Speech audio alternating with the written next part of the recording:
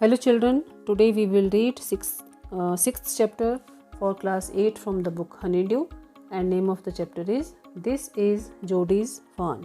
इस कहानी में जोडी के पिता को एक विषैले सांप ने डस लिया है, तो उसके लिए वो एक हिरनी को मार देते हैं ताकि उसका जिगर और दिल विष निकालने के लिए प्रयोग किया जा सके। तो उसके बाद जोडी उस फॉन को घर लाना चाहता है। क्यों, ये पढ़ेंगे हम इस चैप्टर में आज। Often instead of rushing to the doctor to treat a small cut or burn, we find quick and effective cures using things available at home। मतलब अक्सर ऐसा होता है कि जब कोई छोटा मोटा हमें कट लग जाता है या जलन हो जाती है, जल जाते हैं हम, so we do not rush to the doctor. हम एकदम से भागते नहीं हैं डॉक्टर के पास, बल्कि हम क्या करते हैं, we find quick and effective cures using things available at home. हम घर पर ही जो उपलब्ध चीज़ें होती हैं उनका उपयोग करते हुए तुरंत और प्रभावशाली इलाज हम कर लेते हैं। Can you think of some such home remedies for a cut on your knee. क्या आप ऐसे ही कुछ घरेलू इलाज जिसको आप यूज़ कर सकें, मतलब अगर आपको कट लग जाए नी पर, a burn on your arm, या आपकी बाजू पर जलन हो या जल जाए, और ए बी स्टिंग, या मधुमक्खी आपको डंक मार दे, तो क्या ऐसे कुछ घरेलू इलाजों के बारे में आप सोच सकते हो। In this story Jody's father has been bitten by a rattle snake.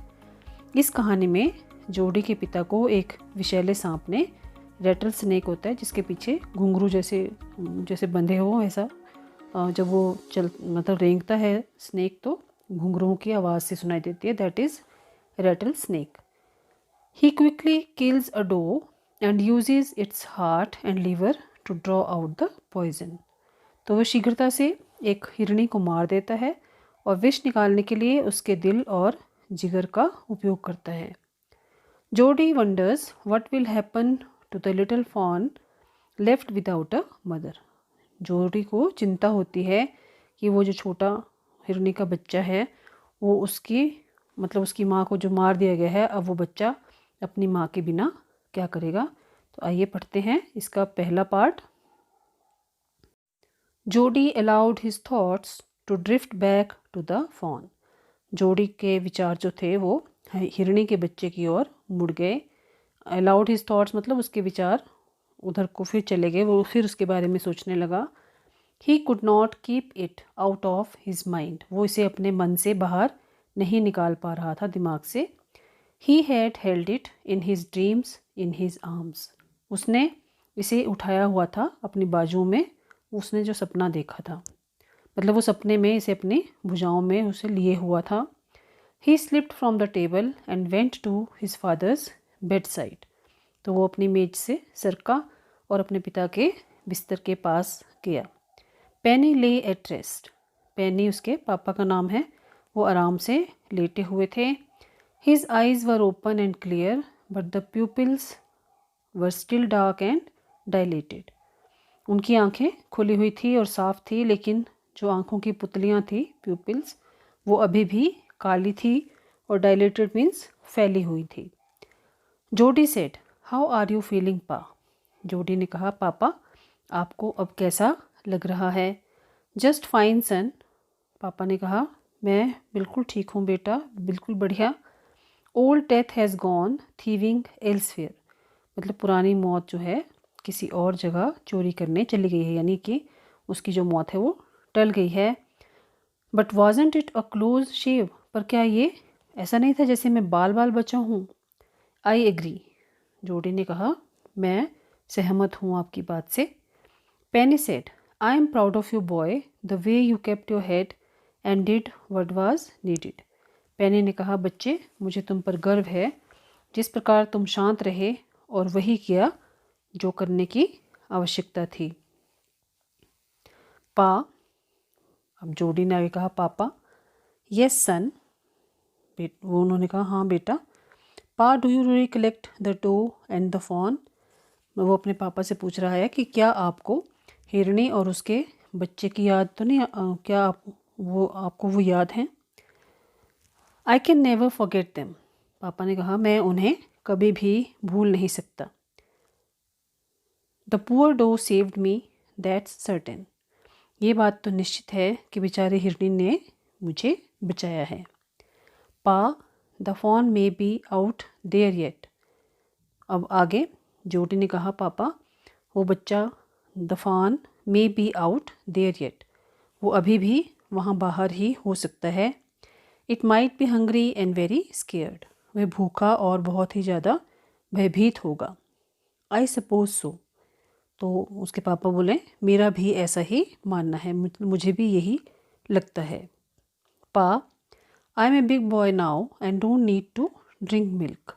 अब उन्होंने कहा, पापा, जोडी सेड, पापा अब मैं बड़ा हो गया हूँ और मैं I don't need to drink milk, और अब मुझे दूध पीने की भी आवश्यकता नहीं है।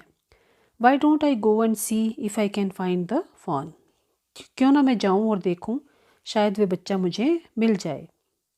एंड ब्रिंग इट हेयर, तो उसके पापा ने बोला और उसे यहाँ लाऊं। एंड रेज इट, और उसका पोषण करूं।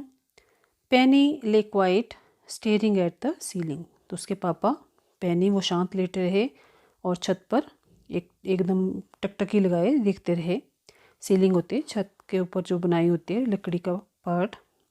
Boy you have got me hemmed in, बच्चे तुमने मुझे हेम्ड इन मतलब एक ऐसी सिचुएशन में डाल देना, यहाँ caught in a situation where one can't say no, किसी को ऐसी परिस्थिति में डाल देना जहाँ वो ना कर सके, that is hemmed in.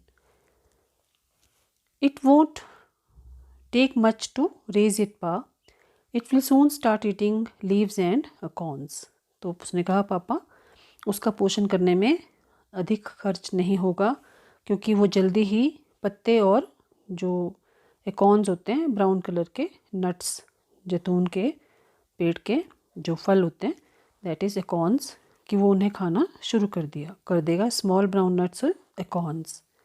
You are smarter than boys of your age, तुम अपनी आयु के बालकों की अपेक्षा अधिक स्मार्ट हो, तेज़ हो। We took its mother and it wasn't to blame, हमने इसकी माँ को मार डाला और इसमें इसका कोई दोष नहीं था। ये किसने कहा? जोडी ने। Surely it seems ungrateful to leave it to starve, तो अब उसके पापा बोले निश्चित रूप से उसे भूखा मरने के लिए छोड़ देना, that will be ungrateful.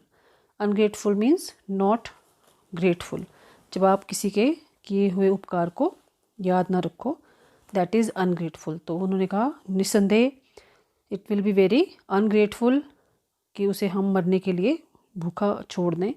Sun I can't say no to you, पुत्र मैं तुम्हें ना नहीं कह सकता। I never thought I would live to see another day, मैंने तो कभी सोचा भी नहीं था कि मैं अपने जीवन का अगला दिन देखने के लिए ज़िंदा भी रहूँगा, क्योंकि जो रेटल स्नेक हैं वो बहुत ही पॉइजनस होते हैं। Can I ride back with mill wheel and see if I can find it, तो अब जोडी ने कहा क्या मैं मिल व्हील उनके घर में कोई काम करते हैं, अब देखते हैं आगे वो क्या करते हैं। Can I ride back with mill wheel, क्या मैं मिल व्हील के साथ राइड बैक मीन्स घोड़े पर जा सकता हूँ। And see if I can find it, और देखूँ शायद ये मुझे मिल जाए।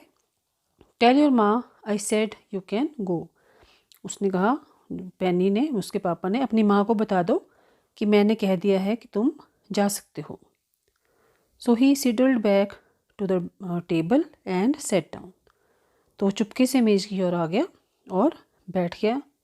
Seidel back means walked back quietly trying not to be notice, मतलब चुपके से चलते हुए आना और कोशिश करना कि कोई देख ना ले। His mother was pouring coffee for everyone, उसकी माँ सबके लिए जो कॉफ़ी थी वो डाल रही थी। पोरिंग होता है कप्स में डालना। बच्चों ये था आपका चैप्टर। अब आपने जो कॉम्प्रिहेंशन चेक के 4 क्वेश्चंस हैं वो आपने अपनी नोटबुक्स में करने हैं, ये आपके लिए आज की होम असाइनमेंट है। और साथ ही जो आपको इसमें जितना हमने पढ़ा है, जो भी वर्ब्स आपको इसमें मिलें वो आप नोट करें, और साथ ही नाउन्स को भी आप अंडरलाइन करें, और यही आपकी आज की होम असाइनमेंट है। ओके।